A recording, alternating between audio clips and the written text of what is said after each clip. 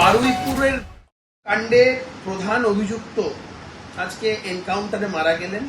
দেখুন, আমি একজন আইনজীবী হিসেবে কখনো এনকাউন্টারকে তো সেভাবে সমর্থন করতে পারি না, ফান্ডামেন্টাল রাইট এই সমস্ত কথাগুলো মাথায় রেখে। কিন্তু ব্যক্তি হিসাবে এই কথা বলতে পারি যে পশ্চিমবঙ্গে আজকে একটা নতুন দৃষ্টান্ত স্থাপন হলো যে এই প্রশাসন দুর্বল প্রশাসন নয়, এই প্রশাসন কোনো রকম কাউকে রেয়াত করার মতন প্রশাসন নয়।